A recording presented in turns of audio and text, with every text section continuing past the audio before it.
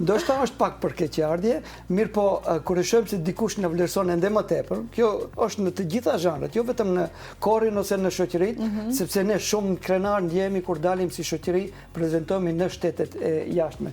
Dhe kjo që është shumë interesante, pastaj kur vim këtu kemi ndryshe. Ka shumë persona që ne nuk i njohim persona në të to, që unë besoj që këtë ndjenje kanë të gjithë grupi, që në qytet janë shumë të vlerësuar dhe të nderuar, që na njohin shumë detajisht dhe kush jemi, çfarë jemi, me çfarë aktivitet.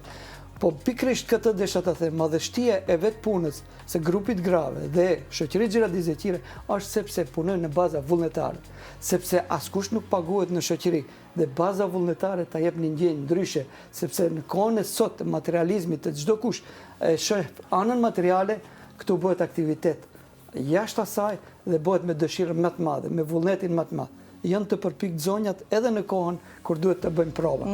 Dhe edhe sa ka nevojë të bëjmë prova e vazhdojnë. Edhe një orë, një orë e gjysmë. Edhe pse kanë një moshë, ne e respektojmë ato, po janë në gjendje të rinj sado që të ketë nevojë edhe për provat, për vështirësi. Dhe ne krenohemi, po gjithsesi besoj që në këtë video që u bë virale, besoj që krenohet të gjithë shqiptaria, sepse i shoh edhe në komentet të cilat i kanë postuar, të gjithë janë krenar me punën që e bëjmë dhe që e bëjnë edhe zonjat. Jam plotësisht dakord me këtë që e thatë.